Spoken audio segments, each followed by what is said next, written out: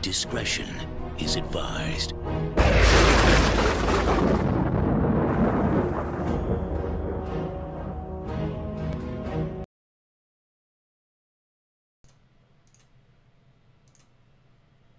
I think I got it working. It's a little bit early, guys. I apologize, but happy Wednesday, Thursday, Friday. What are we? Are we Friday? Thursday. Thursday. Pretty sure we're Thursday. I don't really know. My days and nights are melded together all into one, but I'm just going to hope one of those three is the correct one. You are listening and or watching PWNCAST. This is episode 202. We are in patch 7.3.5. Normally I say tonight, but it's not tonight. It's very much during the daytime. Well, at least for two of us here on tonight's show. We're going to be talking about not a whole lot of WoW news because live WoW's been pretty silent this week. Tons of BFA stuff, but you know how that goes. But we do have things to talk about. So I thought it would be cool if we brought an expert on WoW Arena PvP. I want to pick his brain and find out, why does EU just kick NA's ass when it comes to BlizzCon tournaments? Like, I need to understand this on a deeper level. Are they on steroids? Do they practice insider trading? Tacos before matches? Do they sacrifice to the RNG gods each tournament? I don't know, but I can tell you what, PWNCAST is asking the tough, hard-hitting questions, so make sure you guys stay right here. You have crossed into the world of the dead in search of answers. Amongst the Azeroth elite, there are those who defy convention, the proud who laugh in the face of trolls and never flinch, the few who strive on unity, trust, and unwavering resolve, they who eat tacos. For the players, by the players, we bring you. She can start a revolt with a chaos bolt, Belle the PWNCAST Vanguard. Through light and darkness, he commands the void, remedies the sage lore master. We bow to no one. We are Legion. We are PWNCAST. Well, we are PWNCAST. I guess I can unmute these fine gentlemen. I don't know. Rem's looking a little grumpy. I might not want to unmute him, but I don't know that I have the choice. Unfortunately, you don't have the choice. I don't have the choice, so I'm just gonna unmute anyway. Welcome back. If you are new to watching or listening PWNCAST, my name is Belle. With me is my co-host with the lore grumpy face most, Remedies. Yeah, see, guys, that's not the face. That's only a face a mother would love. Just kidding, I love your mom. And our guest this week, guys, I have to be really honest. Like, I know, once again, it's that moment where I'm supposed to be, like, super cool, right? Have to be professional. But, like, my inner fangirl is completely screaming right this moment because I have been a fan, follower, I don't want to say stalker because that makes it weird, since his very beginning days as skill capped. Please join me in giving our guest, Adrian, a.k.a. Healingstat, a welcome. Hello. Hi. I feel like I should, like... Awkward hello, yes. I need, like, a air horn or, like, a soundboard clap or... We need, like, the tooting or something. Yeah, we need something. Now, guys, I don't know if you know, but I wanna just let you know that a real PvP fan will remember Adrian, a.k.a. Healingstat, not as Healingstat, but as Talby, because that is... Talbadar? What? No. Talbadar? There's a story there as well, but we can ignore that for now. Yeah, we don't have to. I mean, we can. If it's juicy gossip, we are in, because although we don't like to gossip occasionally, we may be involved in that. So the days of Talby, and it's funny because I'll say something if I'm watching casting, because I watch it on my big screen, and my family pretty much knows when PvP tournaments are on, I'm going to scream, things are going to be thrown. You don't have to come in the room and check on me. I'm going to be okay. We're going to make it through this. But I'll mention something funny. And when I say Healingstat, my husband always goes, who is that? And I'm like, you know who that is. It's Talby. And he'll go, oh, yeah, I totally know who that is. And then the next tournament, we'll go through the same process again. He'll ask me the same question, and I'll give him the same answer. And we'll just go through that process. That's my life, guys. It's pretty much my life.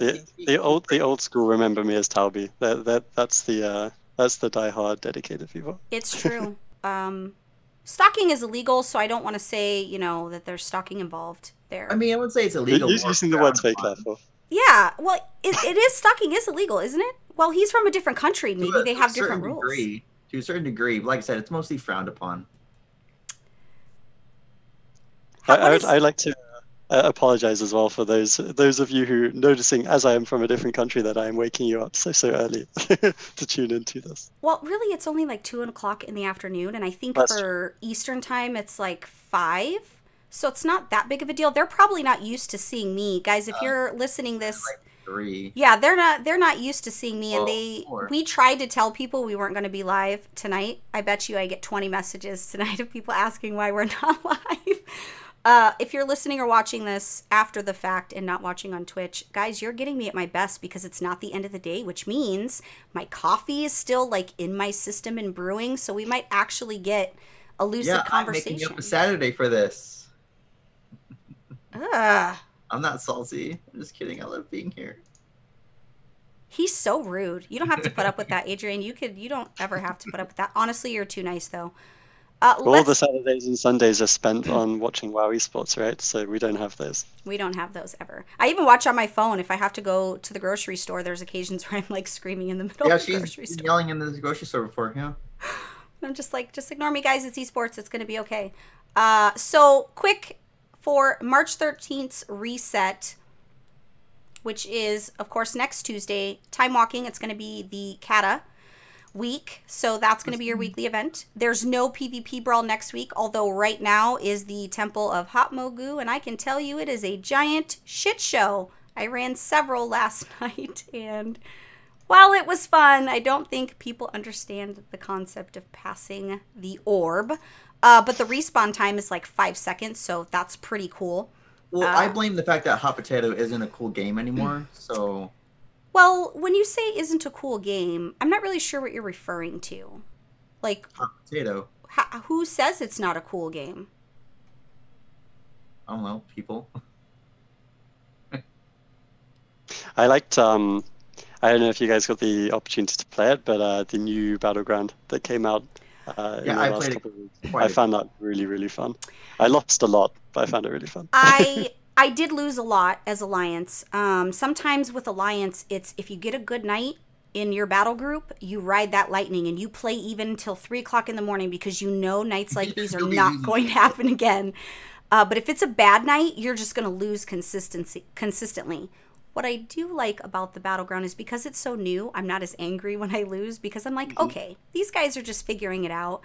Not that big of a deal. I don't know if you got to test in PTR when they had, probably not, I would assume, because I think when the Blues had the testing, it was probably during your sleep time. But they made adjustments, so the version we have now in live is way better than it was in PTR because they had the node spawn more frequently. Yeah, they also did another tweaking to it. Which we're going to talk about that, actually. It's a good segue. It's like... Adrian was psychic and knew we were going to talk about. Like a little bit of like teasing toward the end of the show. That was good. I love working with professionals because they make my job so much easier. So they did do some hot fixes. I want to make sure you guys are aware. Obviously, it's no longer a brawl. It's a little weird because originally the reason we were waiting for Seething Shores, we were told we were going to get additional story for Battle for Azeroth. I'm not really sure where that's at because I didn't see any quests, nothing, no connecting. I didn't see anything that said story, but that was originally what we were told about the Battleground is it was going to help tell the story. But it honestly, I think the way that it went down in the meeting room was like, oh, hey, let's put it down this week for the brawl, let people test it out or something other. And towards the end of the week, like, oh, hey, by the way, why don't we just make it go live? And we're just like, okay, fuck it, go. That's what I would do if I was in charge. Like, they should hire me because that is my whole life of practice. Let's just throw it out there and see what sticks to the wall. And if it works, then we're good to go. But with that, it's no longer a brawl. It is in the random dungeons or the random battlegrounds. I specifically queued for this last night after I did a couple really bad battlegrounds trying to get to that battleground to pop. So I just decided to just queue for it because I got tired of waiting and having to fight through really bad battlegrounds, so it wasn't too terrible after that. With that, when you parachute, the rocket thrust, which is, that helps kind of push you to the node that you need to go to, unless you're me and you go to the opposite side because you think you're on the right side. That happened. You're like map dyslexic. I don't know what I thought I was like in. I was like, yes, I'm going to drop down right on this warrior who's spent the whole game killing me. And then I did drop down on the warrior who spent the whole game killing me, but I also dropped down on the warrior with his entire team and I was solo. So be careful when you're parachuting off, when you res, or even the beginning, and make sure that you know where you're going. So those rocket thrusters, which just kind of help push you quicker, originally had 2 charges. They now have 4. Whenever you are the one that's physically mining the Azerite node, you're given 20 honor versus 40, which I think 40 might have just been, maybe they were testing, you know, frequency. I'm not really sure why they changed it, but I don't really think 20 honor is going to make or break whether or not somebody plays the Battleground. The geyser period, which is when, like, it indicates on the map that the node is spawning, and it goes to this little animation where it's basically like bubbling up and coming up from the ground.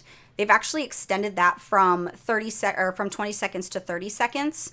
That way, because we are going from node to node, and oftentimes there's 2 or 3 nodes up at once. This way, it kind of gives you the opportunity, especially if you are in an RBG where, you know, you're strat calling, to delegate players out to that, or even just to see that something's spawning. It gives you just an extra 10 seconds to make sure that you can get to that node and either fight whoever's on it already or defend either way.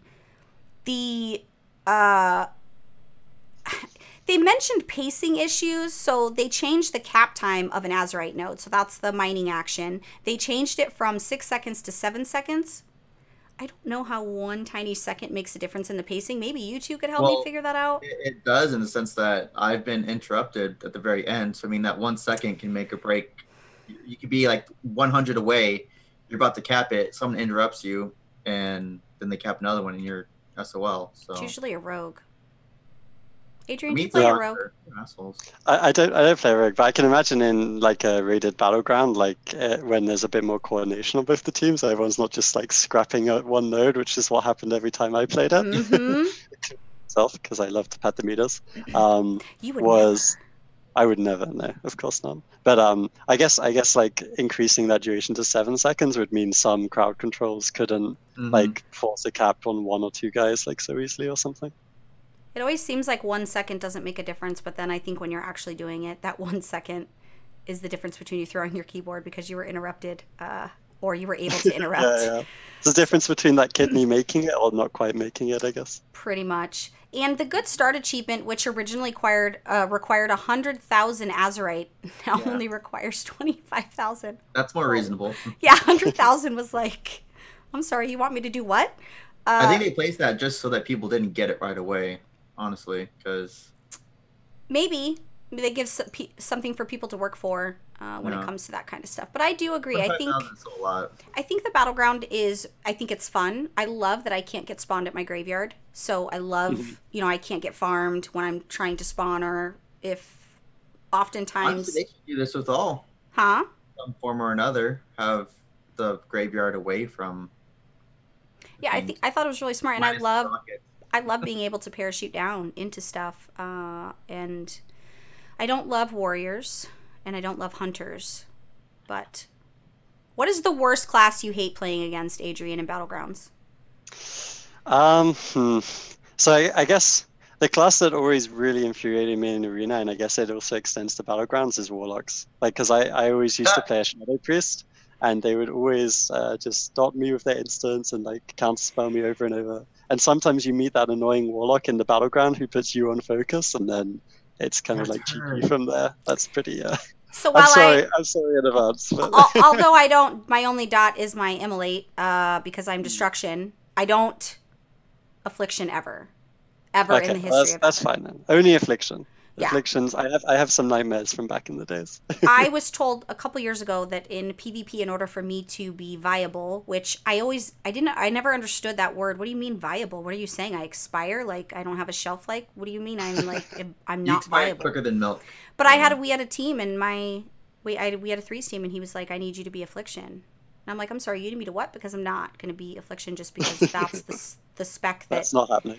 That's the spec that everybody chooses for PvP for good reason. It's never been about the spec itself. It's been about that people want me to be what I'm not. And I just need them to stop assuming my gender and trying to assume that I'm affliction. But I am that annoying warlock as destruction. If I had an encounter with you and either I couldn't kill you, especially if you're a healer, or you annoyed me because you were healing the target incessantly that I was trying to kill, oh yeah, I will find you every single time and I will hide because, guys, hiding is okay. Sometimes those that hide survive.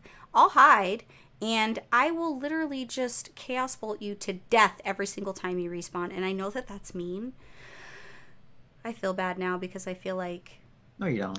Everyone's the hero of their own story, right? Like, so I see the That's warlock right. as the annoying person counterspelling me, but you see me as the healer as annoyingly healing that guy you're trying to kill. So priest healers are really, really good, though. It's really, really difficult for me to kill a priest healer. Because really, either one, it's really hard for me to kill a priest healer. Druids have some weak spots, but it's really, really hard for me to kill priest for some reason. I don't like priests in general, though. I don't like shadow. There's a certain skill threshold to killing a priest healer, and I guess you just don't make it. Ouch.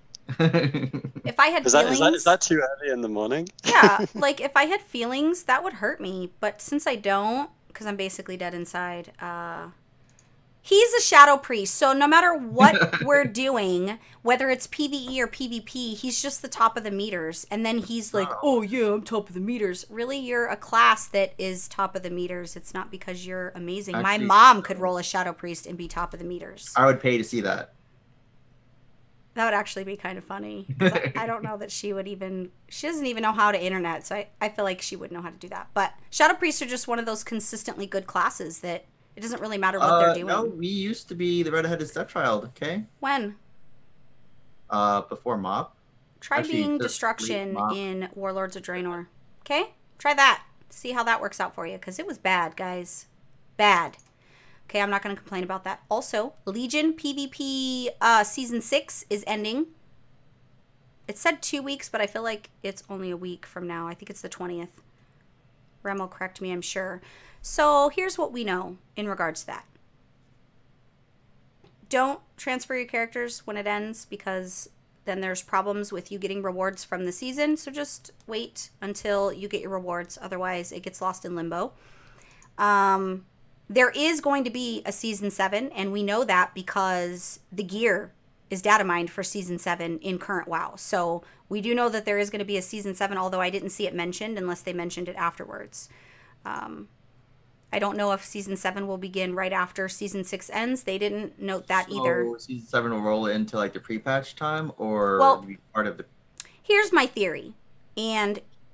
Adrian, you haven't been privy to my theories. Before people figured out the 77-day patch rotation, I had been predicting it not using 77 days. I had been predicting it using Blizzard's behavior, right? So whenever there's a big amount of content, I'm like a beautiful mind when it comes to predicting Blizzard stuff, right? No, I don't even... Rem, really? You have just to sitting there admit. with a grin on his face. Like, I'm scary good. I've said Smart, things... maybe, but beautiful mind? I don't know. I've said things that people are like, that's not going to be a thing. And I'm like, it's going to be a thing, and then it's a thing. And of course, nobody acknowledges that, right? They never tell you that you did. So here's what I'm thinking.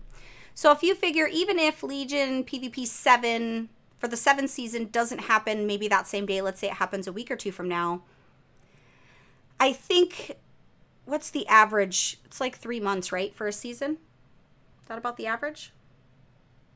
Is it about 3 months? 3 months, 4 months? I don't know. How much? How many? We've had 6 seasons, right? We've had and 6 we've seasons. had. When did the expansion come out? August. August, but I don't think we got the first season until. For a little bit. I think it was like a month later when they started the first set of the raid content.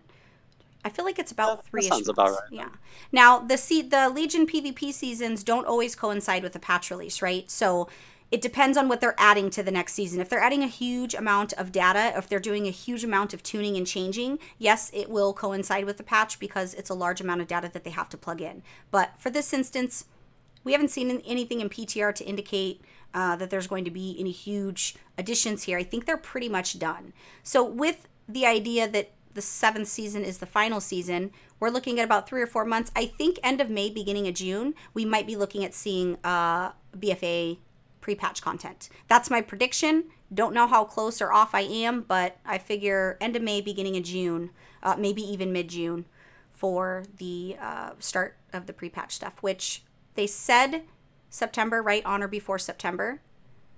I feel like Blizzard is shooting for August. I've been saying August for a long time, and everybody's like, it's not going to be August. I feel like they just want to surprise everybody and be like, look, we did this thing. I mean, I'm okay with the 2-year expansion. It's been good content. I mean, we have... They paced out the content in a really good manner this time to... I mean, there's a lot of people saying that there's nothing to do now, but I promise you there's tons of stuff to do, guys. There's tons of stuff to do, but I mean... yeah. What? I mean, rating. I was gonna say something and I just fucking lost it. Blonde moments. So, I feel like that's probably going to be around the time of the pre-patch. So, hopefully, you guys heard it here first. I don't know if you really are. If I'm seriously wrong, I'm going to have to eat crow because I've been telling people I think August is going to be the expansion. I even bet somebody on Twitter.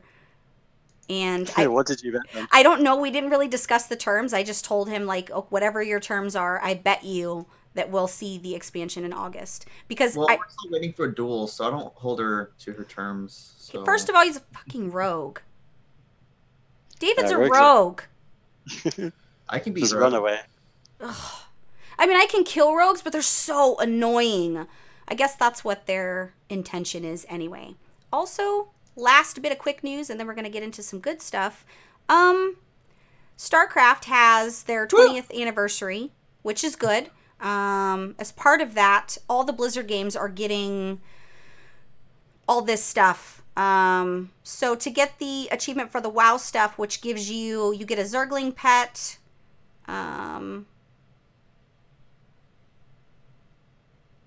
What is this grunty? Is this a Murloc? I was trying to figure out what this is. I never actually looked at it. You don't get those. What do you mean?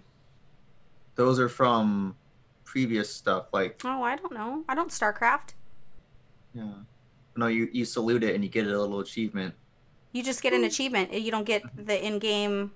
Supposedly, there's more stuff coming. I don't know. I thought I heard Murky saying you get in-game stuff for that.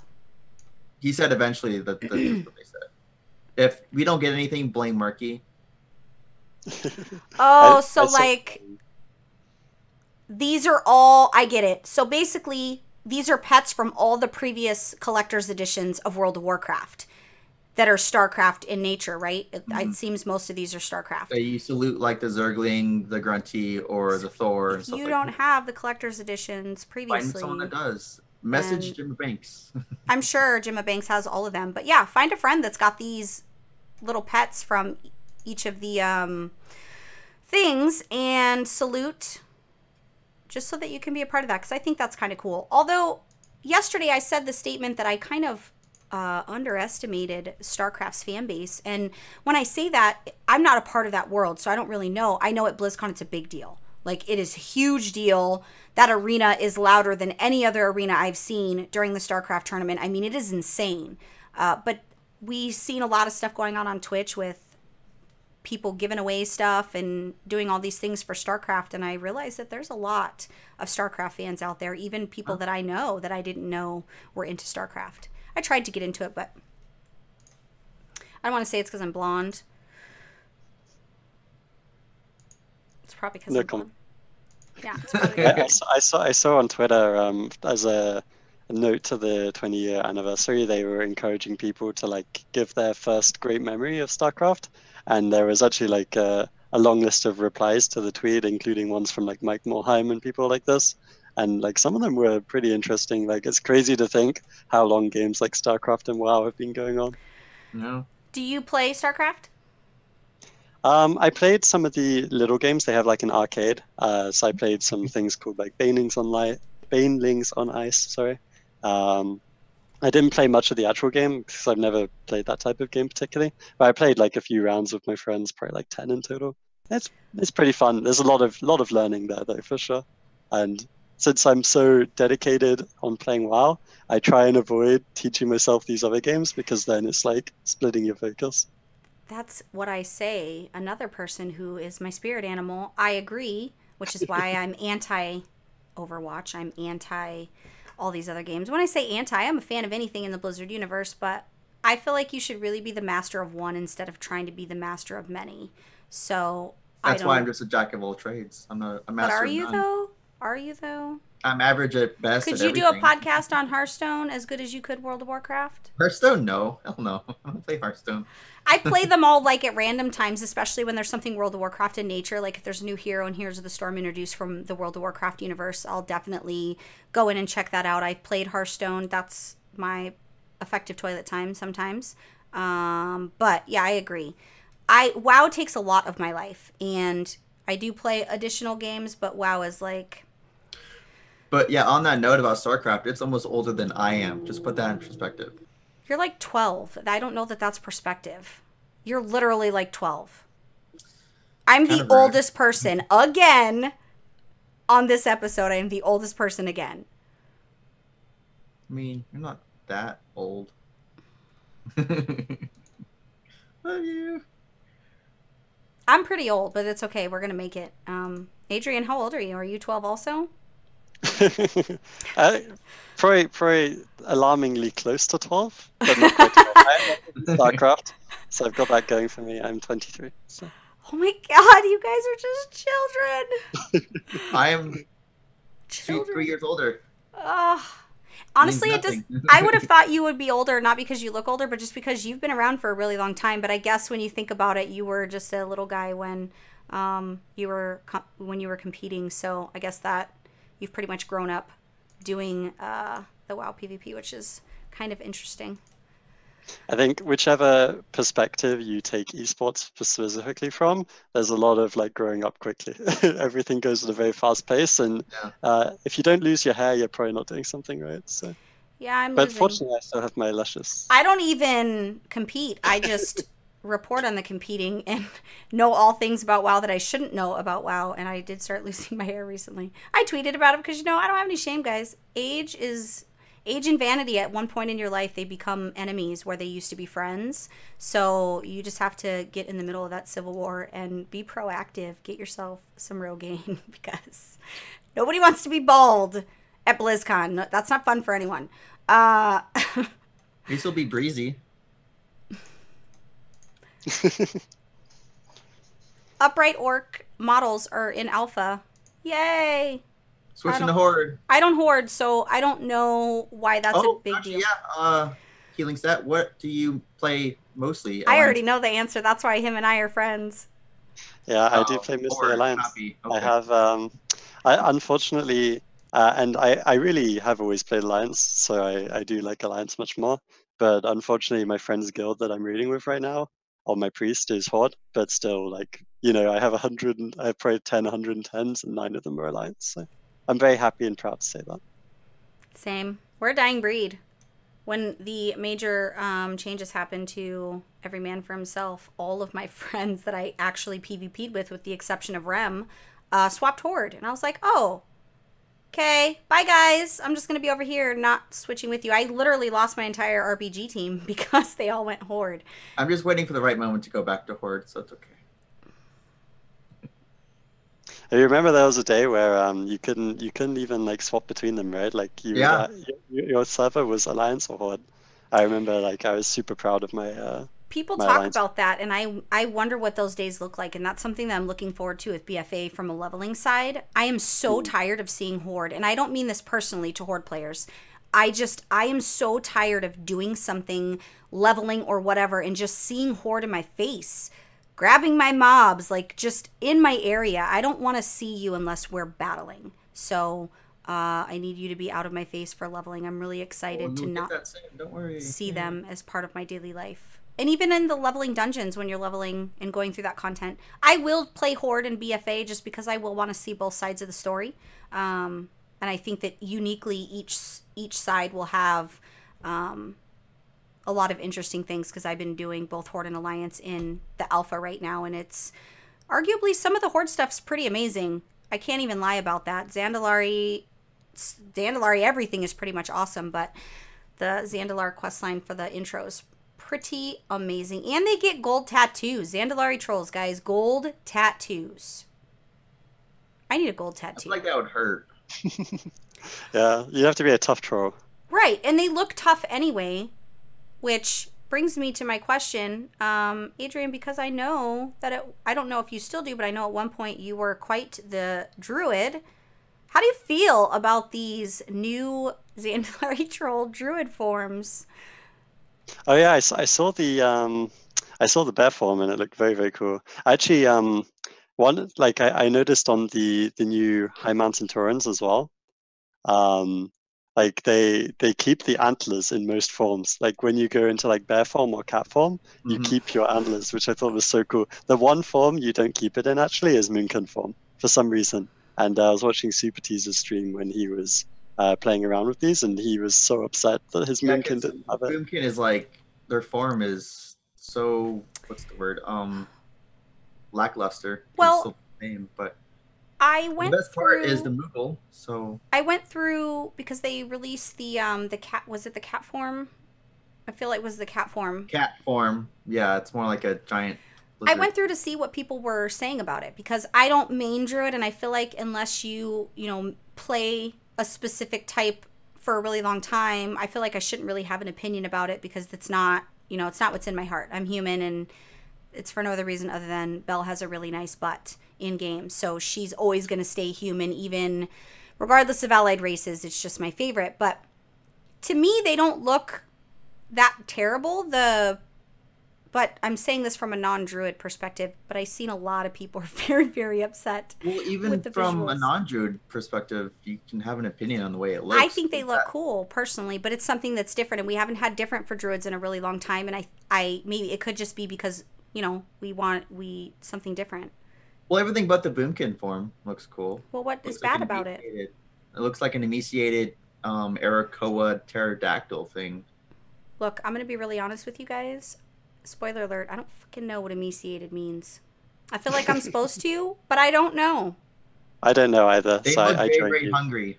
Why didn't you just say it looked like a starving bird? Why did you have to say emaciated and make me and Adrian feel completely inadequate? Yeah, like we just feel impotent. They look like anorexic. You can't tell like how much is like under the feather and the armors, Like maybe there is a maybe Boomkin or maybe Alkins look just like that.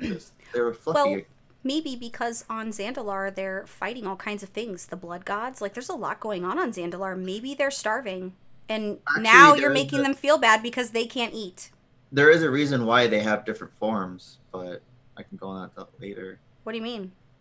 Well, because the druids of the Zandalari, they pull their influence from the Loa.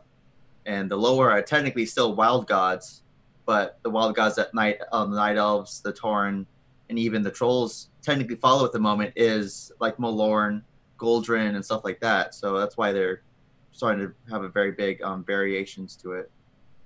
Look at that. We learned something today, guys. I learned two things now. Yeah. A word and a bit of lore. I feel like I just got super... Most people would admit when they don't know words and they would just smile and nod. I just need people to understand, because if you use that word later, or I try to use that word and I use it in the wrong context, it's just going to be a bad time. Well, I do the same thing when you talk about your work. I'm like, explain it to me like I'm dumb. Oh, yeah, I do. What did we learn recently, Rem? LOE, level of effort. Level of effort. I'm teaching him project management lingo, because I talk in lingo and he's like, I don't know what you're saying, so I have to. But to be fair, I didn't know what it was either, so I mean at one point I had to Google myself to figure out what it meant. But they have, so the Magar orcs we know are going to be shamans, which I think it would make sense anyway if they weren't, yeah. Right? And they have their totems. I meant to grab a picture and I totally failed, but there's a picture on the internet somewhere. What I thought was interesting is Dark Iron Dwarves, although we haven't confirmed that they are going to be shamans, they did data mine totems that are not connected to an NPC. It's actually under the some of the files for the allied races. So I think, we talked about this previously, where I feel like if I see a dwarf, I can picture a dwarf as a shaman. I know. Why? Because the lore for the shamans that the player plays as is not what a Dark Iron is. They would be more keen to, in Siege of Orgrimmar, the Dark Shaman, they'd be more like that, where they're not speaking with the elements, they're pretty much yelling and forcing them to find to their will instead of communicating. That's what you do in most things in life, isn't it? No. Oh. It's not how the... Oh. Maybe that's why me and my husband fight. That's not how this works. That's not how any of this works. Maybe that's why me and my husband fight, because I'm not necessarily communicating so much as I am trying to command the elements. So I feel like that's going to be a thing, and I know that you just need to be okay with that, Rem. I need you to be all right. I'm going to be okay with it. I'm just going to piss and moan. Yeah, that's what we do. So to answer the chat question, why we play Alliance. So the funny thing is, when I sat down to create my very first character, this was right at the end of BC, I thought, I really, really want the Warlock because the description was very wizardy to me. And I had had an obsession with Merlin for a really, really long time. Hopefully everybody knows who that is. But so I thought, okay, well, this kind of speaks to me. Is he a magician that, like... He's not a magician, Dick. Or something? Whatever. So I picked the Warlock, and I wanted the human because I was trying to imitate that in a female. I was trying to imitate like the Merlin kind of style. So my Warlock had white hair. She was a human. She had, you know, the robe. I tried to mimic her. This was before I knew anything about World of Warcraft. So as time went on, I realized that the Warlock, while there are some similarities, they're nothing like wizards whatsoever, in fact. But dabbling in the dark arts and crossing, you know, standing on that line between good and evil and using the fel for good and evil and those kinds of things kind of speaks to me on a human level. So it just happened to be that's where I ended up. And as going through the story, I just really grew to just be a part of the Alliance and really, I'm pretty like, what's the word? I'm thinking of a word. Satanic, evil? No, I've like imprinted, like we had a thing, me and Alliance. So it's like, it's ingrained in me. And although there are things that I do like about Horde, obviously, because Nightborn, and I'm obsessed with Nightborn, so I do have to play Horde for that. It just, I always just loved it. The Horde stuff isn't visually pretty to me. I don't like a lot of like rough and like all the stuff for the Horde things are not pretty and dainty. And I know that that's really weird to hear me even say that because I'm not a real girl, but I do like things to be very pretty and crisp and visually appealing. Adrian, why are you Alliance? What made you be Alliance? I think I guess the main thing is like so I mean the type of classes I play, like I'm not this like orc warrior type player. Like the first two classes I picked up actually were mage and priest, and I think Alliance just like fits those slightly better, right? Like if you look at some of the heroes like Anduin and people like this, like they're, you know, like dabbling in the light. They're a little less like me orc me smash type person. So I think that just like fit my character a little bit better, like solving your problems with well, I mean, solving your problems with words, but actually just solving your problems with smashing people from 40 yards away was a little bit better character description, I suppose. But yeah, I just really like the story of the Alliance. And like, I mean, honestly, when I saw the BFA trailer and you see, you know, you see all the Banshee moves and then you see like the big mass resurrection with all the light and stuff, like both are kind of like tear-jerking to me, but I don't know. I've always had a thing like it. Maybe it's because I've played it for such a long time now, but I agree. I feel quite immersed in the Alliance storyline. I'm really vested. When Rin died, spoiler alert in case nobody is current in what's going on. Everyone didn't know, yes. There was tears at BlizzCon watching it. I was 150% like, I could not even handle the emotions. And I'm sure it's equivalent to like, you know, when we lost, Vol'jin, right? Because I'm sure, like, I liked Vol'jin, even as Alliance. I always respected him as a leader. So I don't care for Sylvanas, and I know I'm going to get some hate in chat, but guys, I don't give a shit. I don't like her, okay? I don't like her. I like her more than I like Jaina, though, if that helps you. I don't like Jaina either. Well, that's kind of, I don't know about that, because I like Jaina, so... Jaina's just really eager, and I need her to not be. You don't know anything about her. I just know that she gets around, and to me, that's not really my vibe. I'm not really, you know, digging. I'm not really digging the vibe. She is hot though, I will not lie. Like she, especially her new model, like Blizzard did a killer job. However, to that, I'm hoping that they will give me some story regarding Jaina and what's going on now that will make me like her a little bit more. Go through the Warcraft 3 campaign. Well, that's what everybody says, but why you're standing here. Okay? That's what everybody says, but I don't Warcraft 3. I Warcraft now. So I'm going based off story. I'm going based off my dislike of her in the past X amount of expansions. I still cringe when I hear I've conjured a blizzard, lead them into it. It's still ingrained in my brain when I hear that anywhere. Not that I hear that every day in real life, but I just feel like she just whines a lot. And I know she's been hurt and I know she's been doing all these things. And Rem told us the story about how, you know, maybe she went back home because she's tried to do all these things and she's not getting anywhere. And, you know, she views us as traitors because we worked with the Horde during this expansion and all of that kind of stuff, which, I mean, she may or may not be right, but I don't really particularly fancy her. But Rem, why are you Alliance? I've always liked both factions. For the past 8 years, honestly, I was Horde. I mained on Bleeding Hollow for a long while. And my first character was actually a Draenei because I played at the very tail end of BC. But I fell in love with the Horde. Just because the undead and the orcs are one of my favorite races. But at the end of Warlords, actually went back to Alliance because, like I said, I love both factions. I like both the storytelling in both of them. But the Horde is more of a mismatched group of misfits. That was the same word, misfits, mismatched. Anyways, there is no communication really. There is no cooperation. Not Gazlo. They're just, none of them work together really well. You're seeing that really well with some of the cinematics you'll see for BFA. But for the most part, I commune better with the Alliance and the story and the heroes.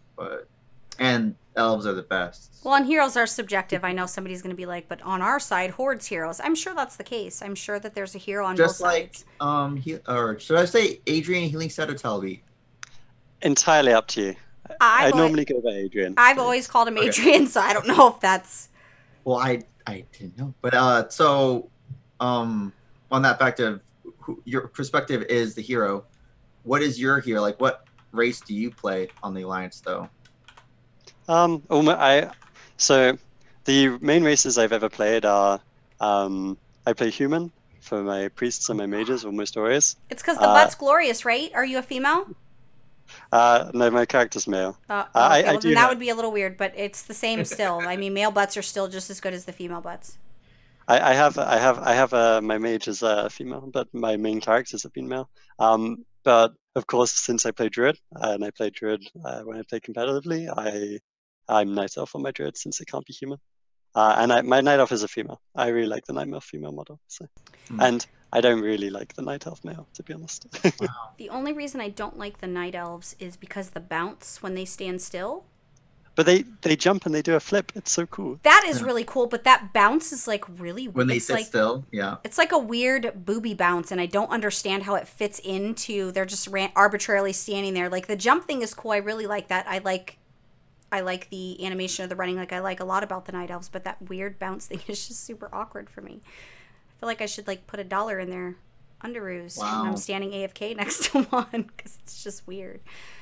Arguably, they have a really good dance. National Women's Day, Belle. That's so rude. Is it National Women's Day? What does that mean? I don't know. Why do we need a day? I don't know. Ask Michelle Obama. I don't know. Is there a woman watching that can tell me what why we need a women's what does the Women's Day signify? I'm a really bad woman. Anyways, let's. No, I'm trying to gather information here. If it's National Women's Day, do I get a prize? Is there like an award? Is there anything that goes along with this being National Women's Day, or is it just salute, you have a vagina, move on? Is that it? Yeah, pretty much. Got it. Okay, good. They have data mine followers for the mission table, but we don't know what that looks like or what that even means. I do plan on investigating this only for the simple fact that we've been told that they don't really know that they're going to continue on with Order hall? The order hall, the missions and stuff like that. So I've been trying to think about what potentially this could mean. Would this mean that they're taking the order halls into the new expansion? That wouldn't make a whole lot of sense because Dalaran's not going to be the place anymore, right? And that's where 99% of this stuff is. So I don't know if they would move it, or I'm kind of hoping that this is somehow Guildhall related, ? I know that that's like we're reaching here, guys, right? Because, but I am hoping that that's what that means. But maybe there's going to be, because the followers are split between Horde and Alliance. So, whereas now, because the Order Hall is for both factions, so are the followers, but they're followers for Horde and Alliance. So it could just be for the faction cities. Yeah, it would be like I assume it'd be like a faction hall kind of thing where because we're going to be, our main focus is going to be collecting Azurite.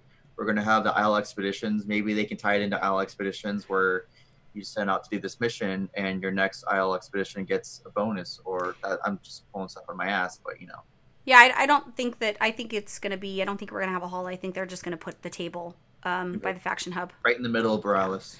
To do the things in the cha-cha. So I didn't want to talk too much about the BFA stuff just because there was another build, and I think it's important that we stay in current WoW, and we have some PvP stuff to talk about. So before that, I just want to ask Adrian, what's what we know, what's the thing you're most looking forward to for BFA, or even getting more information on what it may or may not be for BFA?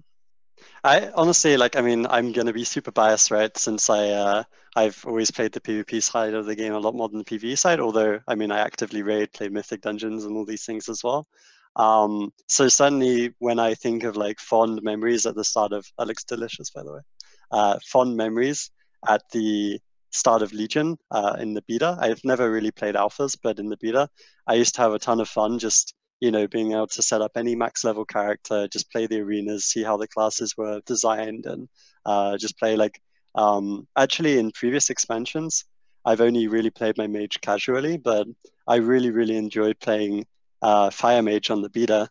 And as a result of that, it's been one of my most played classes throughout the expansion. But just having the opportunity to play all those classes at max level, specifically in PvP, is normally what I look forward to. Yeah, and with PvP for BFA, they've been relatively silent outside of some things that they've answered questions on because QAs and all that. We know about the World PvP toggle. We know things that seem to be moving towards improvement.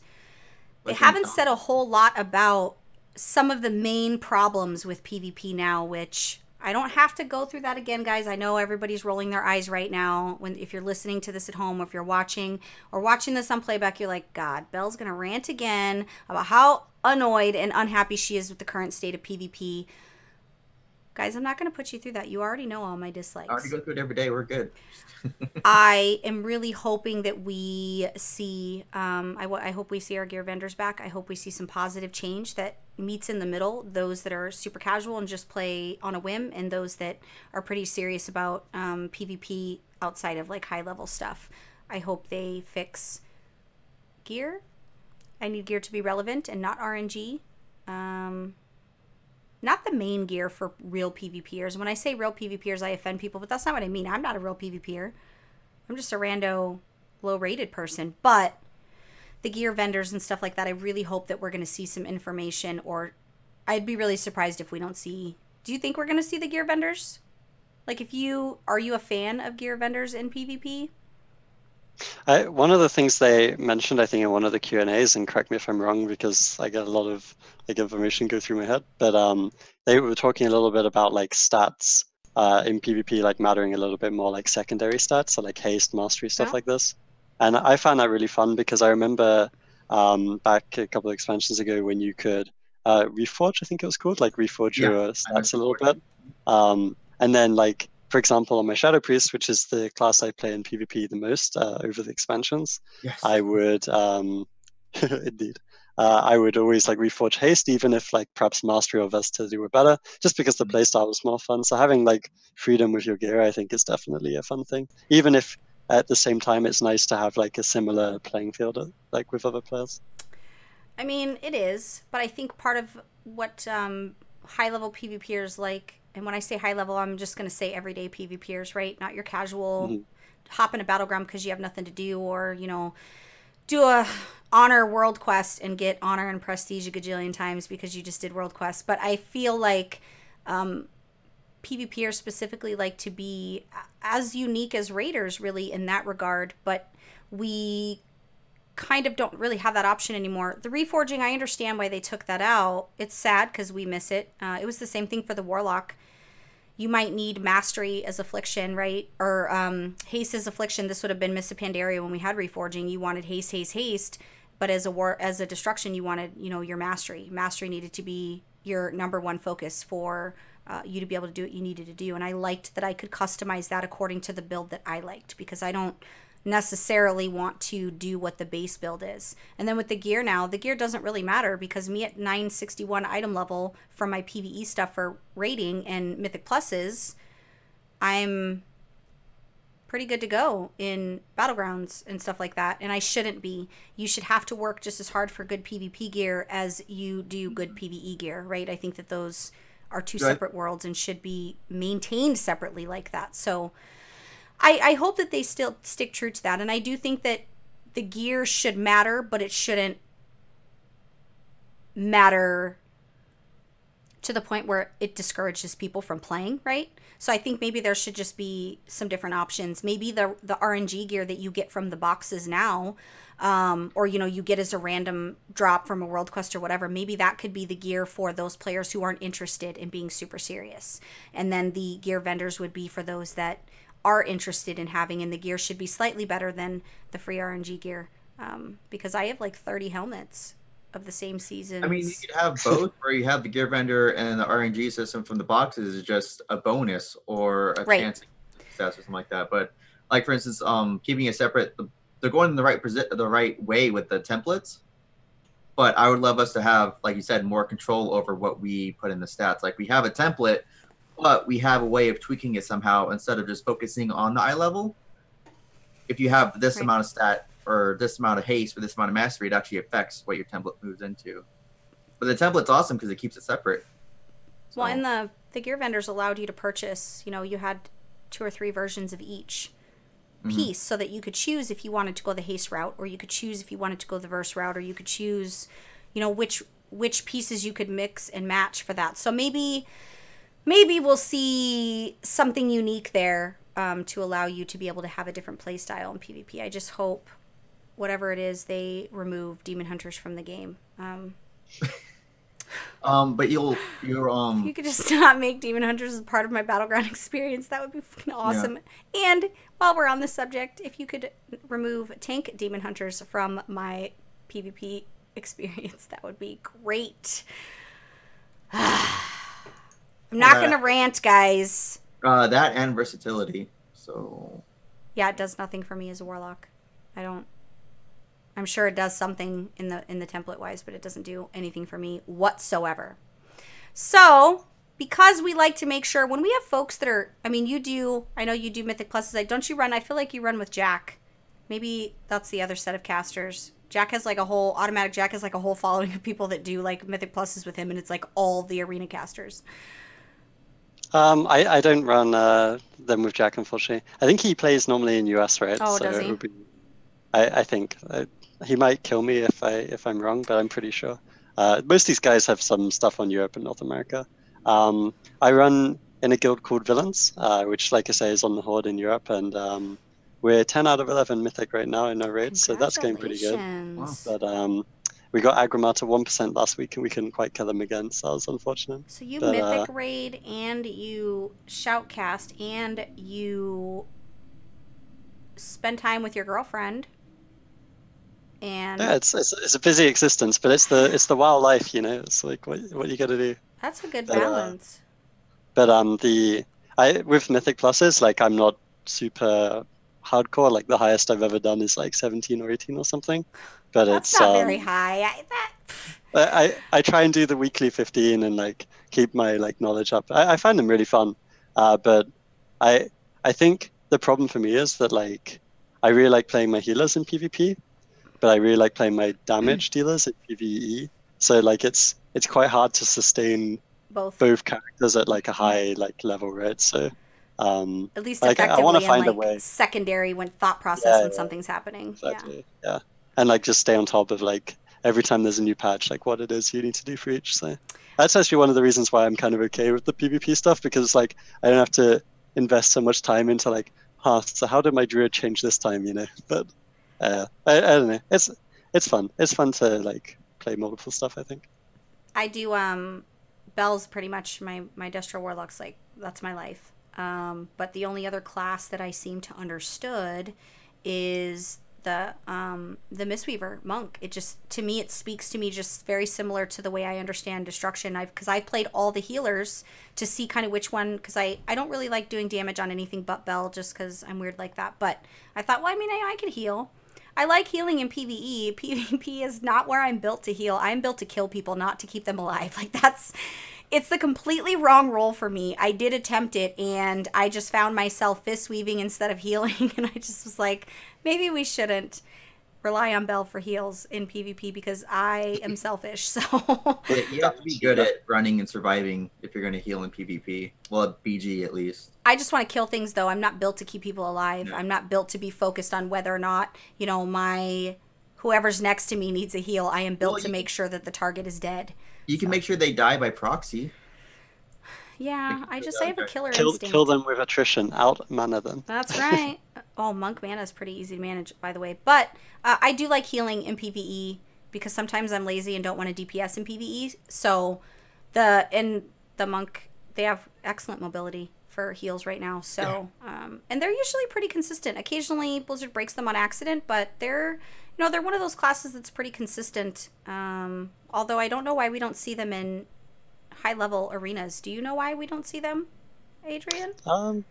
I mean, we haven't seen them too much until recently, but in the cup last weekend, Botar played a fair bit of Mistweaver, and we saw Boyke play a little as well. Like they played the triple monk, if you remember. I do remember. The finals. Yeah, they did. So there was a little bit. I think it's one of these things where there's normally one healer that shines a little bit, like Discipline Priest shining a lot right now, and then the other ones, like you see them, like they're situationally very good, and there's some people who just own at them, but there's normally like a couple that like predominantly do it, and it's been quite fun to watch them like change it up. But there's definitely a couple of Mistweavers around like in the last couple of weeks. It's weird to see so much RMP because I feel like, what year is it?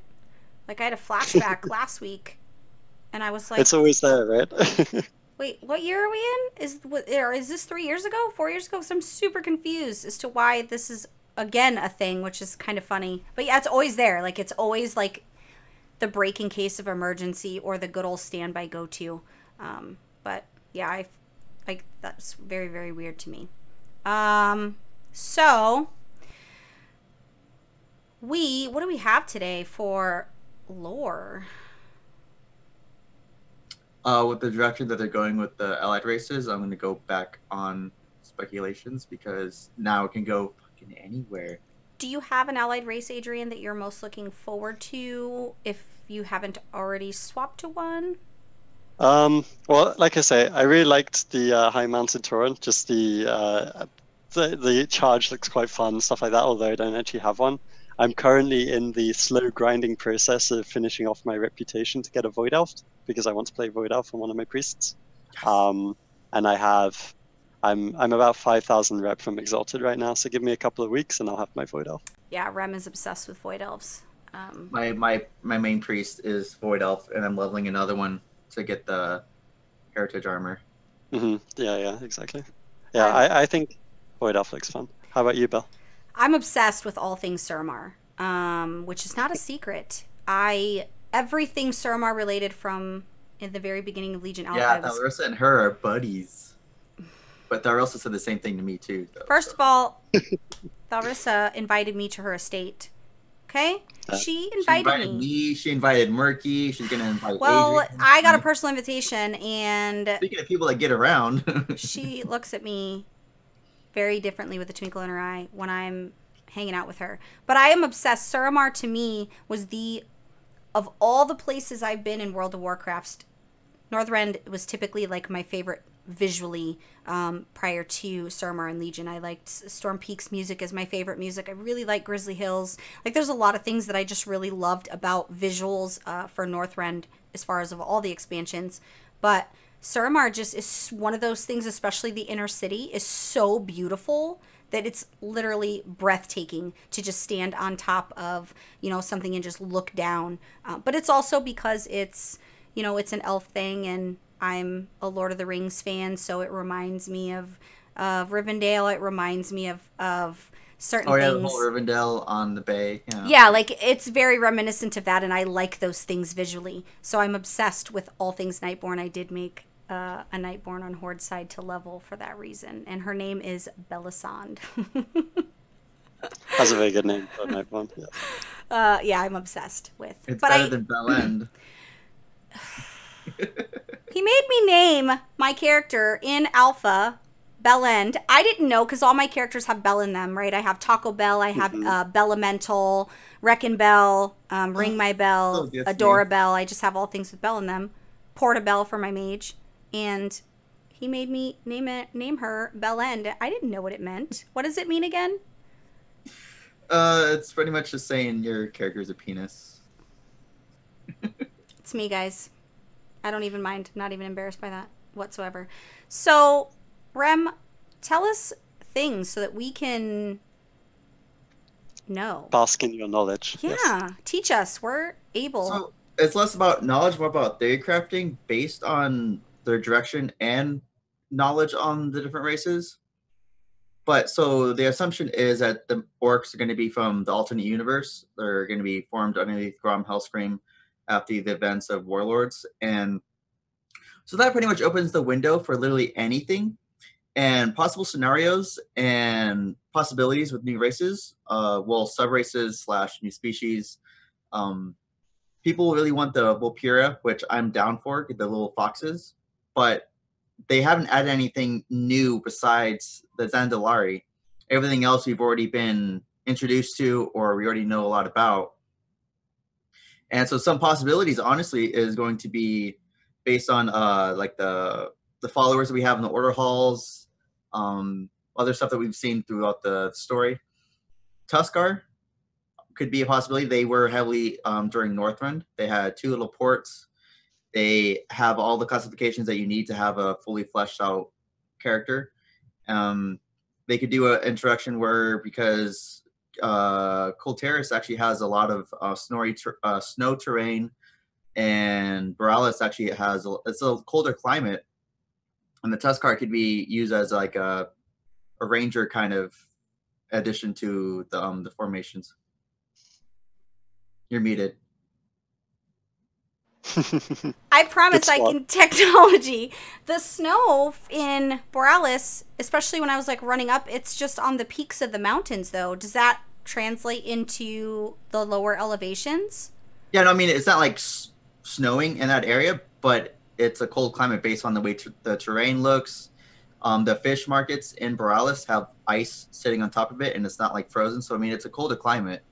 And because there's snow-capped mountains nearby, it'd be like Colorado isn't always snowy, but there's always mountains that have snow caps on top.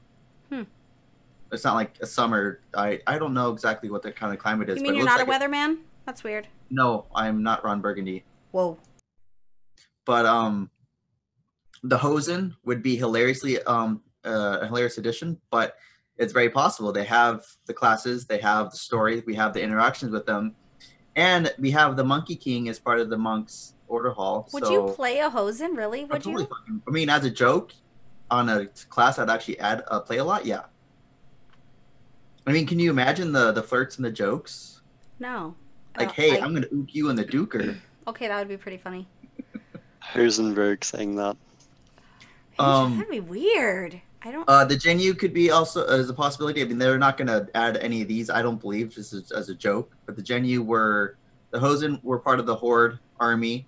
Jinyu were in Mop. You had the fish guys. The tall fish people, right? Yeah. Okay.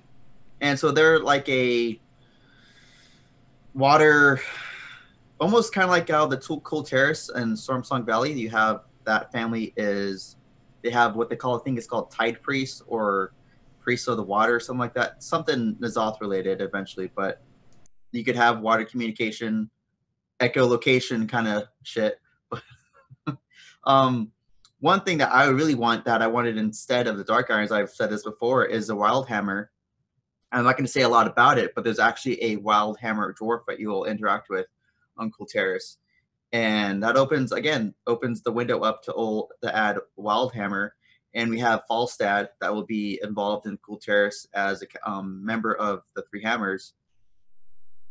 And Vulpera, they have the character customization, but they said Blizzard said it's just so that we can customize the NPCs a little better. I think that's just a ploy. They're going to be a playable race.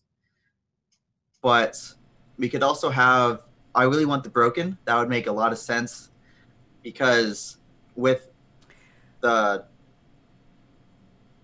the Broken is in like the Crocoon people? Yeah, the Crocoon. But what is the difference between them and regular Draenei's? Because they look exactly the same to me. They don't look exactly the same. I mean, Lightforged Draenei and Draenei are more alike than the Broken. I'm very aware, which is why I'm anti. Anti what? I'm anti because it's not. Well, the Broken are a lot more broken. Different. Yeah, they're broken inside and outside. They might as well just make the Withered an allied race, okay? Just make the Withered an allied race, and let's just be done with it. So, Crackhead Nightborn copy. Well, then you need to add Withered Blood Elves because they did it first.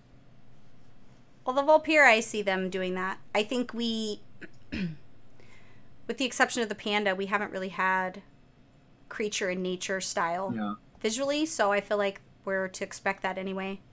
And the Vulpera remind me of that little thing in Final Fantasy, the little character. What is it? I don't play Final Fantasy. I don't either, but I've seen some characters from friends on Twitter who've posted, but it's very reminiscent of one of the characters that they can create. Maybe somebody will correct me. I'm sure, but the Vulpera would be cool. Yeah, I mean they're going to be associated with the pirates that they'll be interacting with in Cool Terrace. And yeah, they are all about money. Yeah, goblins. Just like, so the funny thing about that is the skeleton they use is the goblin skeleton.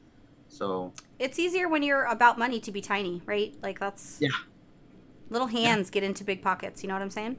Well, their hands are kind of big for being so small. You know what that means? They have big feet. Anyways,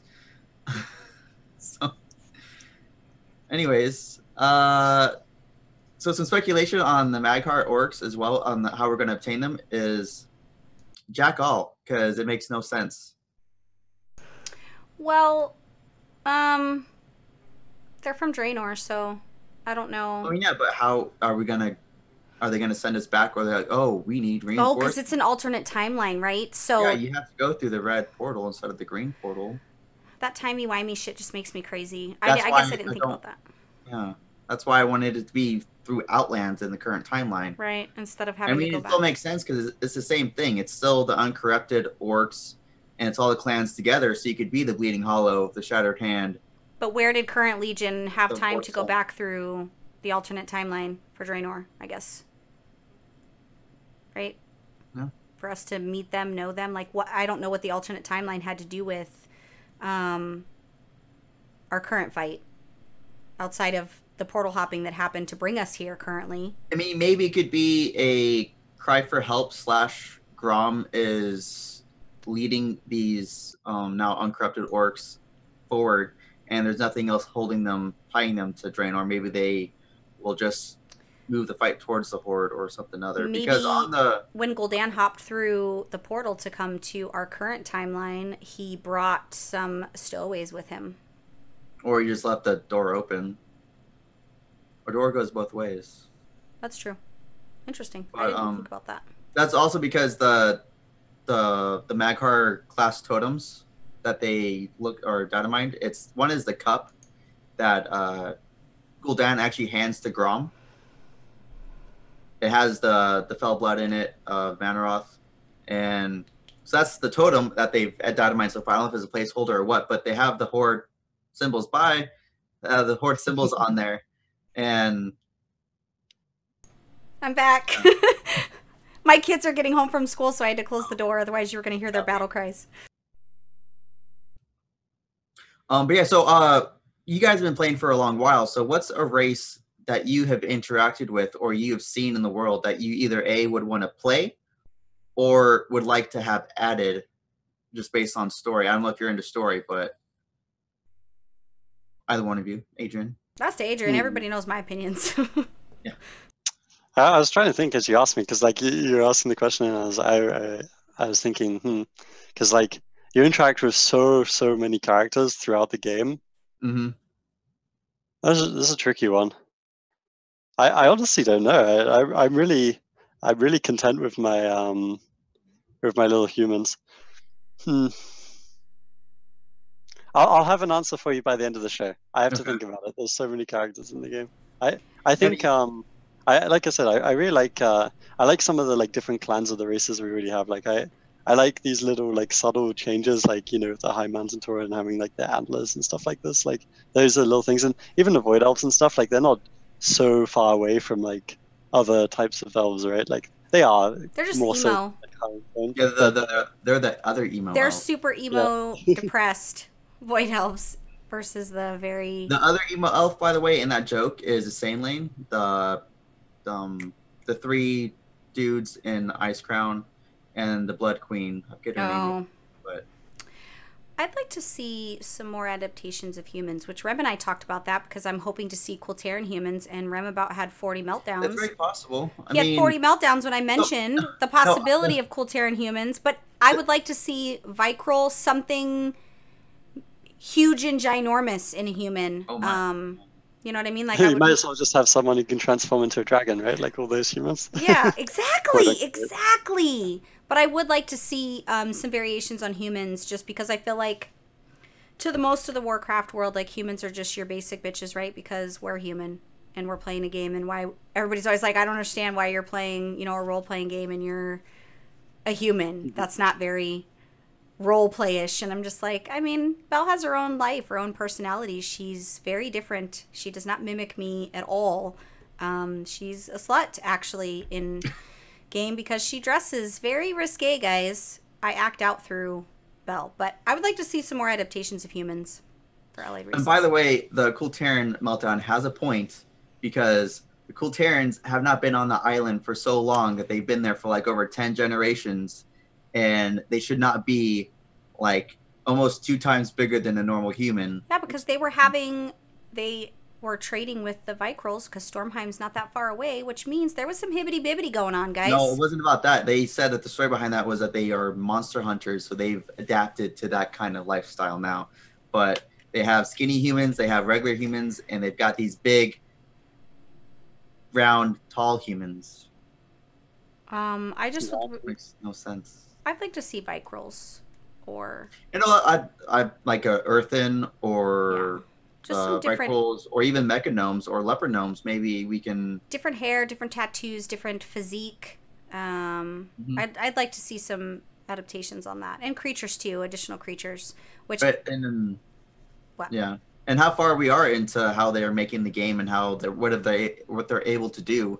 We could see a small class of maybe Naga, or I would love to see Centaurs, even though they're assholes in the game.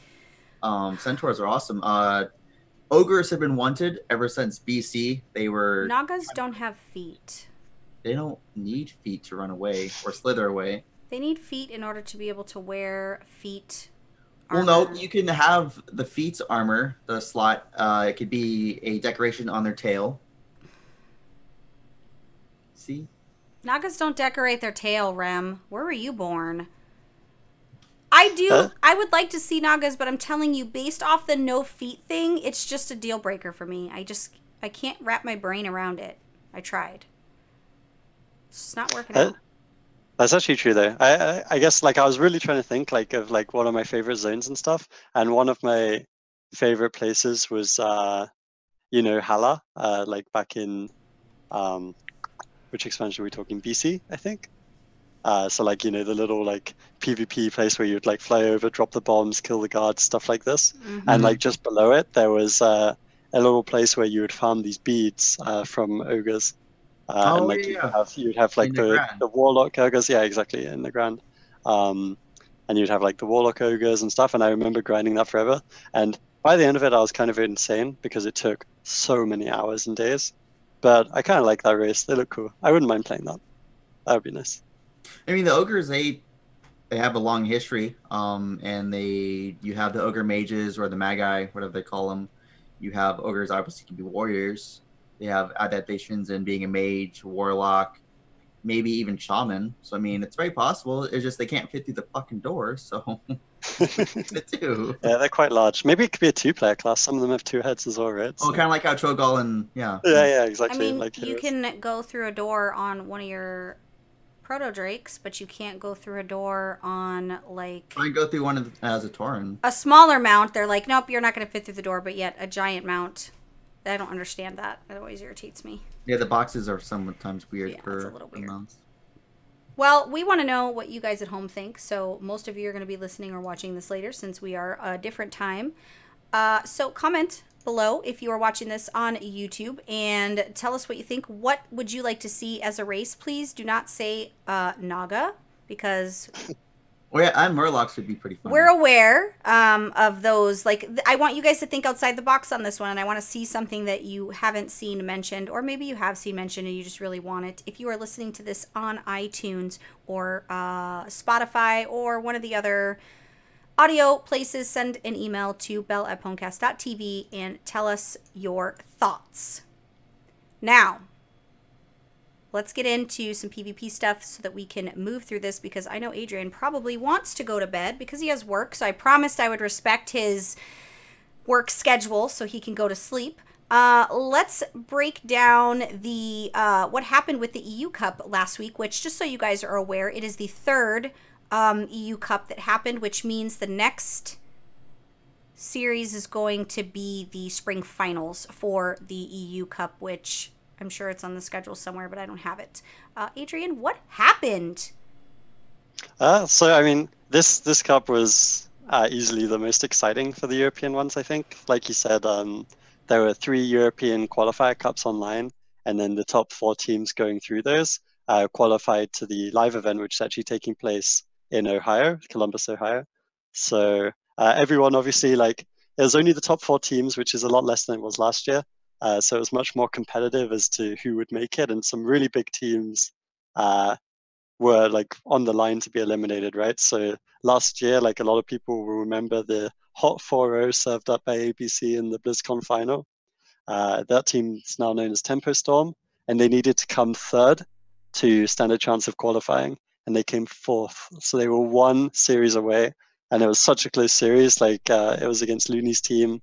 They lived on like 1% several times, so they lost out by 1 series and didn't finish in the top 4.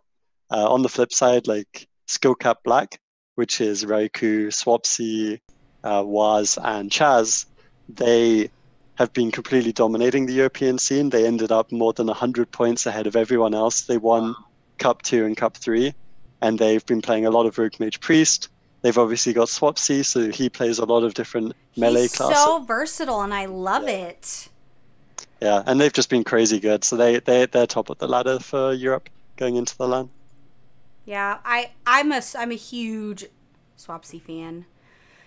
Like, doesn't matter where he's playing, I'm a huge fan. He's amazing. When they have to go, I mean, I don't know that I'll ever recover from the loss of Triforce, right? Like, guys, this... It was so close. Like, Swapsy qualified, Blizzo qualified, and Botar and Fabs were in 2-0 up in the game to qualify, and then they got reverse swept. Otherwise, all 4 of them would have made it. It's so sad to see them split. And last year, obviously, I was in heaven, right? Because I had already liked Triforce before they were Method. So obviously, Botar's one of my favorites. I had loved them before, and then when Method got them, I was like, did this just happen? Did we just sign, like, literally my favorite EU team ever?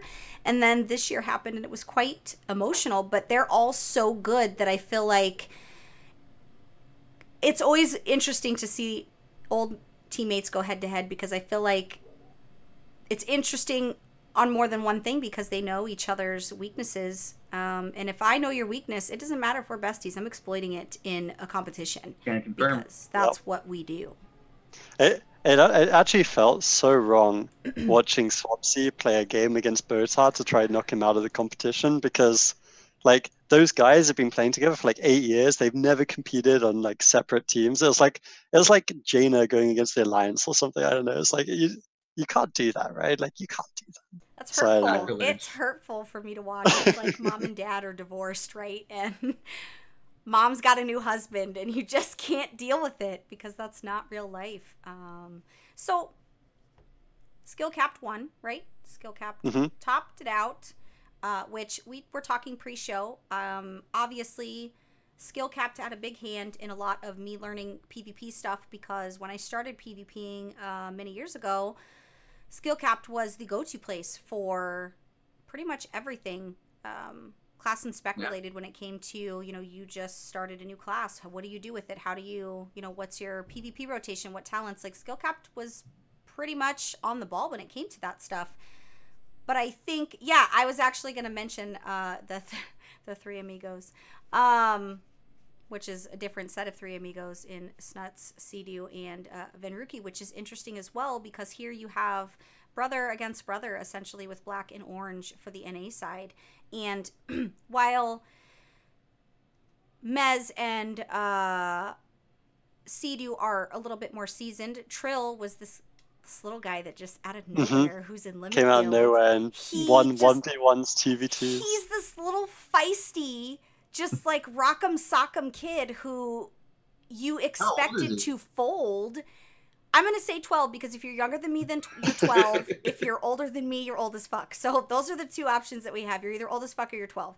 But he came out of nowhere. The expectation, especially when I seen chat and the way people were reacting to him, was that, you know, who's this kid? He's a nobody. And then he just like really dominated. It's hard too. Like there's so many Sea-Doo fans, so many Mez fans. Like you're put under a lot of pressure when you're on that team. So him performing all the time is like so impressive, honestly. Yeah, he kills me. And Mez is just a live lord. I don't know how he does it, honestly. Sea-Doo's obviously my favorite is when he's on his shaman. I don't really particularly like him on his druid because I don't really think that he's the best druid healer. I think he knows that as well, which is why he tends to try to stay away from it. And that's okay. You don't have to be great at everything.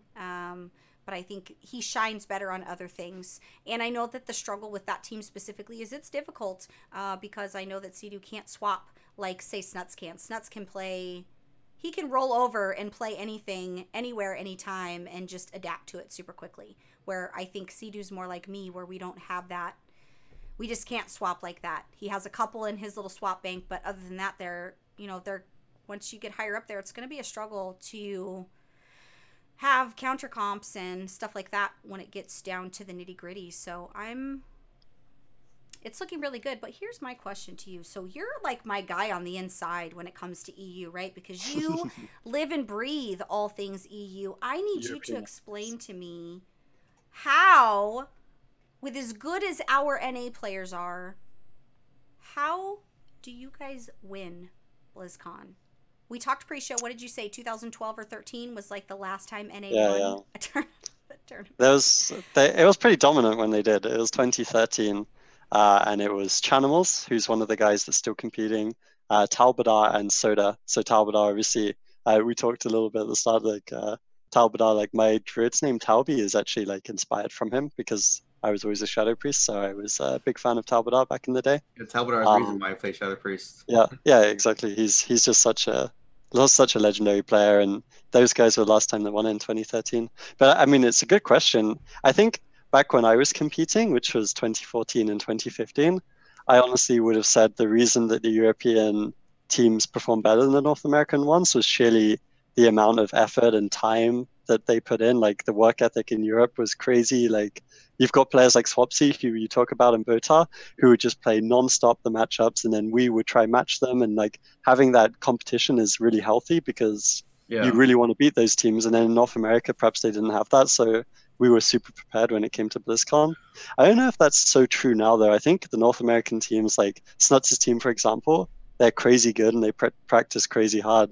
And I mean, the last couple of years has been so close, right? Like Sea-Doo in the final, 2% from beating Botar. And then last year, even though the final was 4-0, you talk about Trill and Mez, they were so close to beating ABC and making it like a full North American final. So I think the last couple of years have been super close, even though Europe's edged it out. And I'm really curious this year how it's going to be. Yeah, exactly. I think a lot of people did. I cried.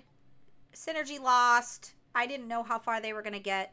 I wouldn't say that they were the underdogs, but I don't know what I expected, but I was devastated when Triforce was knocked out because I was like, these are going to be the guys, right? It doesn't matter to me EUNA right now. I just need to see a method win. And then that didn't happen. It was devastating seeing the look on Simon's face when he realized that they are they couldn't believe it. Like, they won so many times and they did not expect to lose that series. Yeah, the look on his face was like, oh, you're really sad. And his girlfriend was behind me in the row behind me, just bawling her eyes out. I know, God bless her, she didn't know anything that was going on, but she was just sad enough for him. And then when Synergy lost, I cried like a baby, was hugging Colo, felt super embarrassed because I cried in front of Colo and his mom.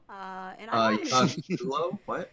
Yeah, I did. I cried in front of his mom, and it was a huge embarrassing display of not toughery. And I was all method out. I painted the method logo. We had the method logo on my cheek, and I had all the method gear. I mean, I was like super in the stands. But I think I've always said that I feel like EU's ethic from a practice standpoint has always been better, and this is not to discount anything NA does, but this is true for rating as well, right? Now being on the inside of a world first team's stuff, I see what the effort that they put in, like Methods team, what they put in for Mythic practice. I can only assume that it's the same. I have noticed while the EU guys stream and do all that kind of stuff, the EU guys don't stream as much as the NA guys do. So all these NA guys, they have their own stream, and I feel like, I don't want to say that that's a lot of the reason, but I think EU's focus is really on practice and really refining what they're doing so that they know that they can get it, while NA, while they practice and they're working super hard, a lot of them are streamers, and they worry about PR. I feel like that they stream more, and I feel like during tournament time they should buckle down and stream less, but I get it, a lot of them, that's how they make their living, so I understand that. But I've been thinking about this since I knew we were going to have you on, because I'm like, I really want to figure this out. But I do feel like that has a lot to do with it, because if you notice, the EU guys, they stream, but they're all about that practice, and I feel like that makes a difference. It's definitely a hard balance. Like, you look at Sidu, like, I mean, he's obviously like a huge public figure. Like, you can follow a lot of what he does on Twitter, etc. And like, he has a crazy balance, right? Like, he's got a lot of stuff going on in the real world, in his real life.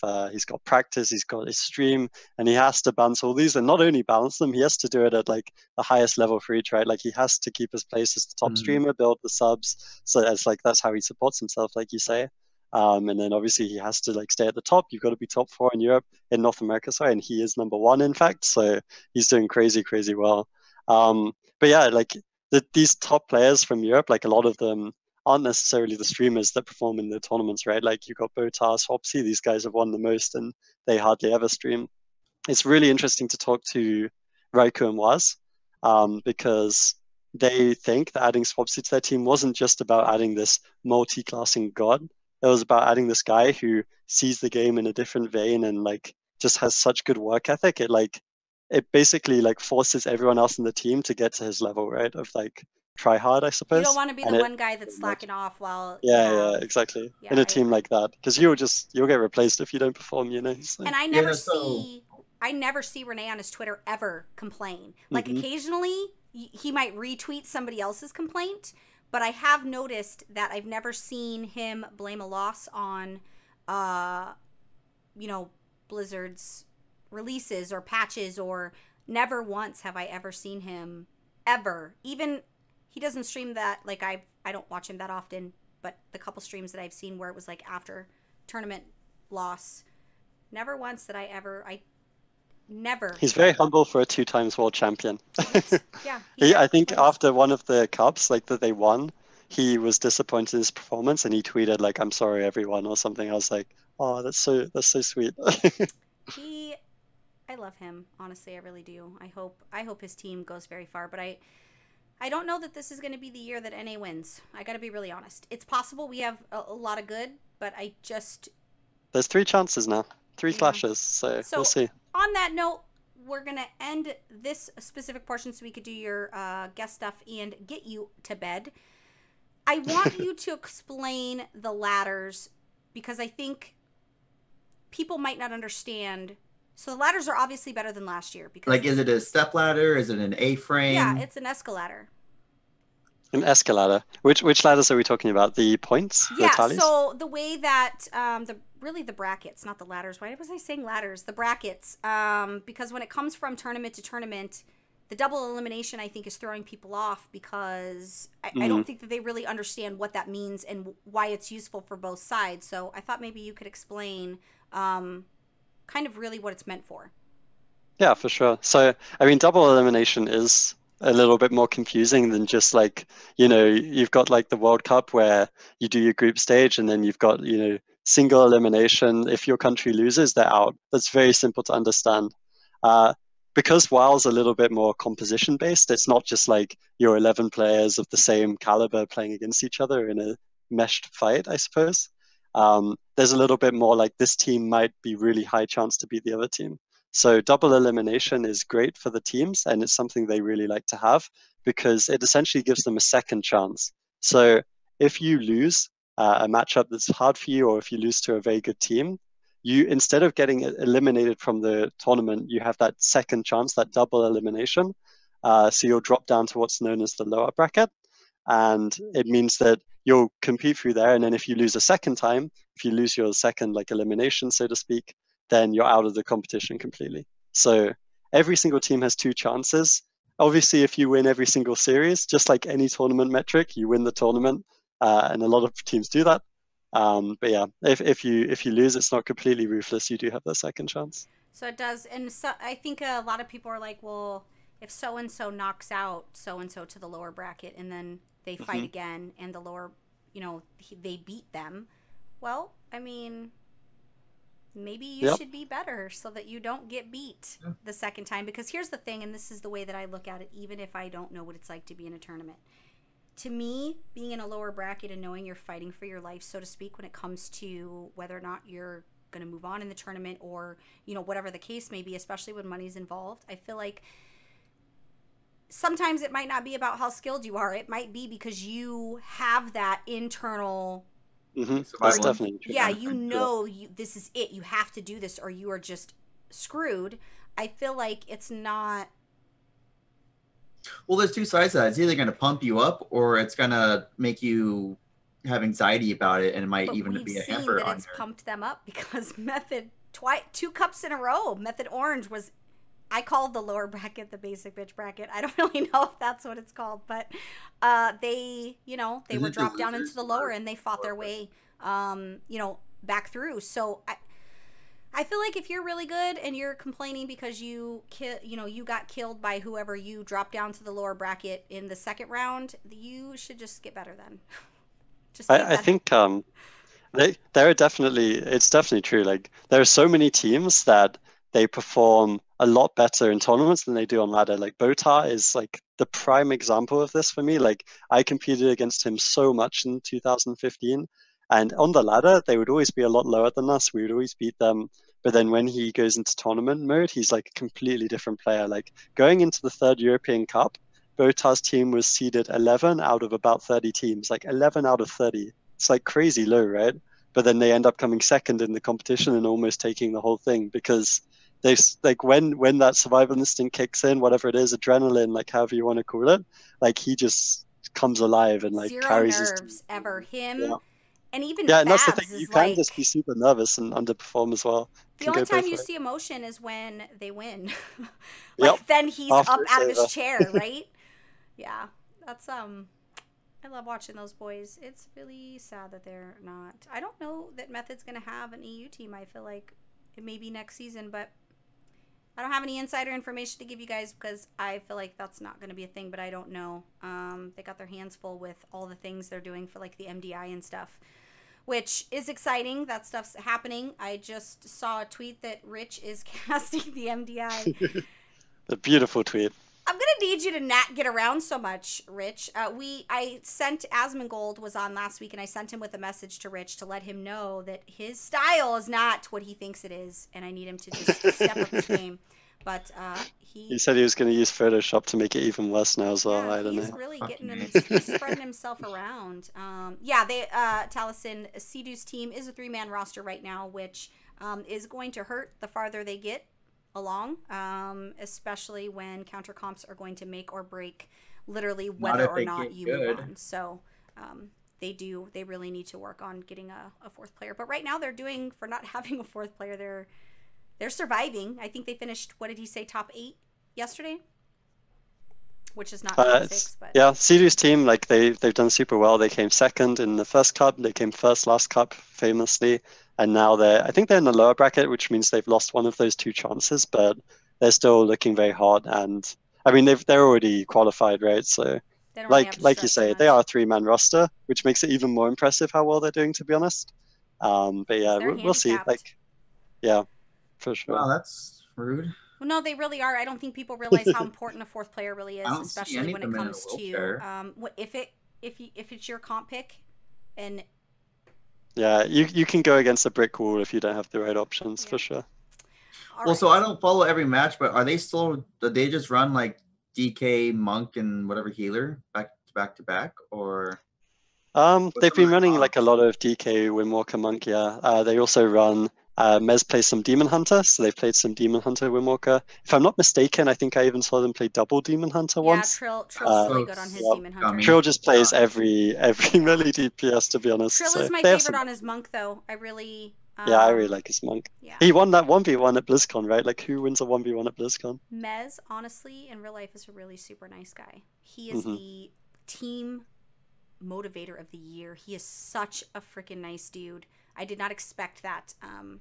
I think typically I might have about some of the God style players. I'm not going to say Jamili or anything because we don't name drop here when I'm insulting, but it's nice to see. It's nice to see somebody giving back to this generation to keep them on the straight and narrow when it comes to sportsmanship. So it's nice that we still have those things, and I think that's important. So I feel like we pretty much did like your origin story in the beginning of the show, so you really don't need to have one. But I do want to know what your feelings on tacos are, Adrian. Are you a taco fan? My feelings on tacos. It's a good question. So actually, my girlfriend is from Mexico. So I've been to Mexico City with her a couple of times, and I've had some very nice tacos. When I go to those countries like US, Mexico, because obviously I'm European, so like they're far, far away from me. I like really cheesy food, so I've had some really nice like cheesy tacos that are very nice. Rem is anti-cheese in his tacos. No, but I'm not. Cheese does not belong in tacos. I love cheese tacos. So. Well, they call them something else, right? Quesadillas or something when you put cheese in them. Oh, you're talking about the quesadilla. It's kind of like that, yeah. Quesadillas. Yeah, and then I also one of my good friends, Elbreth, like one of the admins for GCD TV. He is a big fan of what's the chain called in the US? The one that does burritos and stuff like this. Very fast food. El Pollo Loco? Taco Bell? Taco Cabana? Taco Cabana. It begins with C. Chico's? Chipotle. I wasn't a big fan of that for a while, but I tried some of the stuff there, and it's actually not bad. Like I like it's quite nice. It's not bad. It's tasty, but there's so much better. There's. I mean, the food I've had in Mexico is way better. It's like you can't get better. You can't get better. Yeah, I love that you have. I love that your girlfriend's from Mexico, because if you guys get married, your life is set for tacos, and I'm gonna have to move to Europe and have her cook for me. Yeah, we can have European like cheeses and stuff like this, and we can have tacos. Like it's gonna be perfect. I need to be a part of that life. I really need to be a part of that life because I'm obsessed. All you need is cilantro, onion, and guacamole. Tacos. Okay. No cheese. So yeah, we pretty much covered all of that. So on the final note, I want to do the guest gauntlet real quick, which I'm gonna let Rem ask the question. So he's gonna pull that up, right, Rem? So the guest gauntlet, 60 seconds. All you have to do is, if you know the answer, you answer it. If you don't, just say pass. And however many you can answer in 60 seconds makes or break whether or not. Oh goodness, I was not prepared for this. Whether or not we laugh at you, but I have to be really 100% honest. Sorry about that, guys. This is what happens when you do your show in the middle of the day. Even uses the house phone anymore. It's not the house phone. It's the the business line. Anyway, it's still a house phone. Okay. Yeah, so it's really going to be interesting because you actually are a little bit more knowledgeable. Zaryu doing it, God, it was so classic. He did not even. Oh, his answers. Chance I'm going to be horribly bad. I'm very so good. Do you have the gauntlet up, Rim? The one that's in the proper folder with the proper questions? Okay, so you have 60 seconds. And however many you get in that 60 seconds makes you the winner. The points don't matter. We have no prizes, but we'll laugh at you based off your answers for the next week. Because that's winning, right? I hope that's winning. So, all right, let me get this beautiful gauntlet music that you won't hear, but the stream will. PvPers don't know lore, but that's okay. It's not all lore. Some of it's just stuff that you would probably know. All right, are you ready? I'm ready. Okay, go. How many primary dragonflights are there? 10. Okay. Who created the demon soul? Udon. Okay. Why was Illidan originally imprisoned? Good question. He tried to destroy the world. Kind of. What staff did Medivh wield and players could obtain in Karazhan? Medivh stuff. Okay. Name 4 of the 6 Shahs from Mist of Pandaria. Anger, hatred. I can get this one. Fear. One more. Pride. Boom. Okay. Who did Thrall name Orgrimmar after? This one's easy. Hey, you say it's easy. I was sure. I didn't know that one. I'm sorry. Okay, one last one. Who leads the pantheon of the Titans? Who leads the pantheon of the Titans? I should know this one because I've been doing a lot of raids with those Titans. They've been helping me out a lot. In Mythic, so you are familiar with Agrimar. Who leads the pantheon, though? Here's a hint. He has a beard. He has a beard. I can picture him. He sits on one of the chairs around the side. His name rhymes with Schmiggenlul. I don't know. I'm sorry. The name escapes me. Schmiggenschmule. My lore is not up to notch. To be fair, I have to teach Rem how to ask the questions because he asks them way too slow. Yeah, if you'd asked me another 5 questions, I'm sure I would have got another one right. It would have just been funnier because you wouldn't have got any of them right, and it would have been more means to laugh. So there are how many primary dragonflights? There are 5 dragonflights. It's red, blue, green, bronze, and the black. That's it's in the instance. Oh no. Yeah, and then who created Demon Soul? Technically, it is Netherian / Deathwing. He was corrupted by N'Zoth to make it blah blah blah. But Illidan was originally imprisoned because he stole the waters from the Well of Eternity and created the Well in Hyjal. I should even knew that. I'm a Druid. Damn. And then the staff that Medivh wields and you could get on Karazhan during BC was Atiesh. Okay, I didn't know that. You got 4 of the 6 Shahs. The other 2 were Despair and Violence. Still not. I mean, at least he didn't invent a Shah because Bajira said the Shah of disappointment. And I was going to say Shah of Envy, but then I thought I'm pretty sure I never fought against the Shah. That would have been a great Shah to add to our Shah collection. Zaryu said Shah of Rage, right? Isn't that what he said? Or Shah of Jealousy or something? It was pretty something like that. And then Orgrimmar is named after Ogrim Doomhammer. That's why I said it was. For me, it's. Yeah, I never knew. I guess I didn't know the first name of Doomhammer. Okay. And then I remember we had a really cool Doomhammer in Kiev for the European regionals. Mimpoike has it somewhere in his back room. Very, very. And then Aman'Thul is the designated leader as a pantheon. Okay, I should definitely have known that. I see him. He yells at me every time I die. Yeah, so. The heroes. Blah, blah, blah, blah, blah. So that about wraps up this very early episode. I can see Adrian is getting even more and more tired and needs to go to sleep. He's going to be cursing me when he gets up to go to work, and it's all my fault. I want to thank you for coming on the show and for giving us your vast amount of knowledge and for making my lifetime with finally having the very legendary Adrian Tauby Healingstat here with these very scrub people. Yeah. thank you very much for adjusting your schedules for me, guys. It was a lot of fun, and I mean, I also got to learn a fair bit from, well, learning new words, learning new lore. It's all very good. Yeah, now you know that stalking is not illegal, so... So maybe I should be alarmed by that? I'm not sure. I'm going to try to live with my sense of security. Now he's going to take a taste.